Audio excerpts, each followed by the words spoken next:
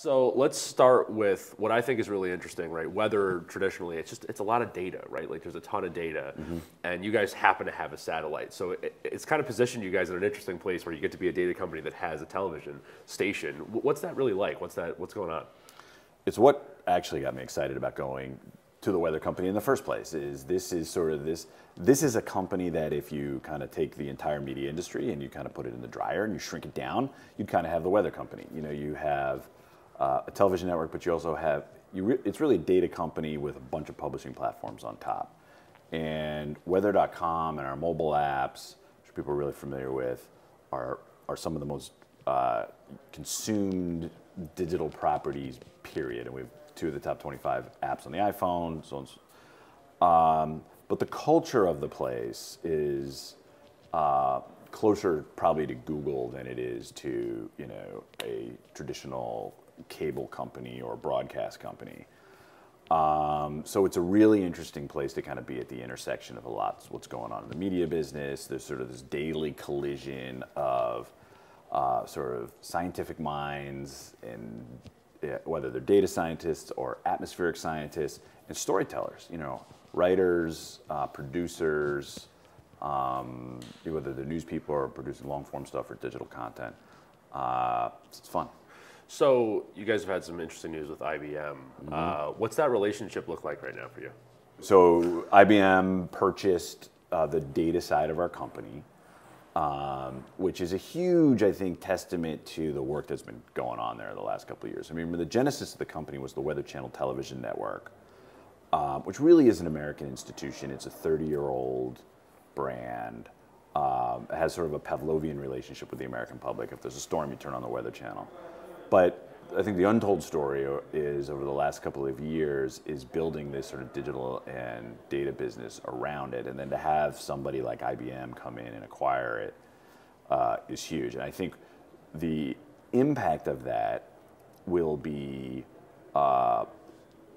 putting the IBM horsepower behind the weather forecast, which will benefit everybody, starting with the TV network, and all of our digital properties, but really the whole world. I mean, more accurate weather forecasts helps in better decisions, it helps in better planning, and it actually mitigates a lot of economic waste and loss and things like that. So whether you're an individual and you're planning an event this weekend or a wedding or whatever, or you're an insurance company and you are trying to understand risk and there's billions of dollars at stake, that's a huge impact, right? So I think the other thing that's interesting is your digital offering and your ability to have multiple digital offerings that so naturally extend from the television channel because it is part of your daily life, right? Like it's not TVE where you're wondering where people are going to go. Like I personally am desperately like part of your app every day. Like it's just a thing I have to have.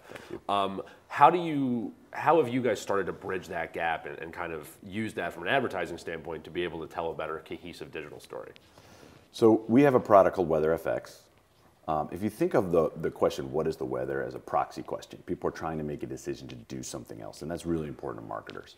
So we built a product called WeatherFX, which takes weather data and matches it to people's behavior. We understand the patterns, and we make that available to marketers and helping them make decisions. And it's usually non-obvious decisions or patterns that we're helping identify or make, right? We know that when it rains, you can sell more umbrellas. But what's more interesting is if it's going to be 50 degrees in Palm Beach tomorrow, what brand of raspberry should you have on the shelf? That is really the power of it, right? So weather affects mood, it affects behavior, affects decisions, and you'll find QSRs, movie studios, big box retailers, auto, you know, the weather affects foot traffic, it affects sales, it affects everything. So final question, when you look into 2016, what do you think is the most exciting thing that's available based on the stuff that you guys are doing?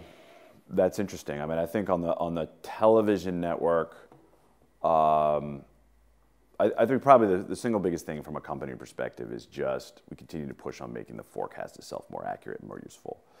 And that just has this huge knock-on positive effect across all of these things.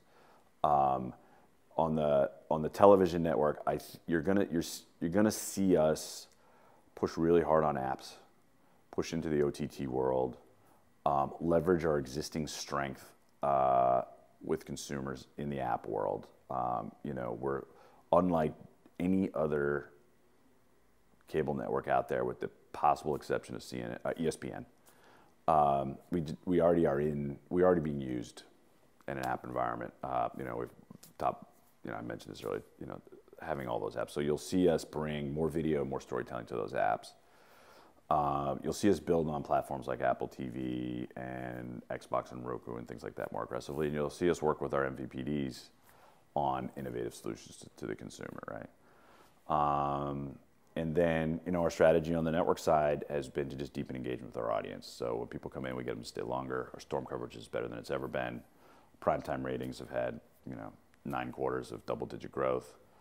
Even though the weather's a little quieter this year, our ratings are actually up. So that's working, and we're just going to keep, pushing on that path.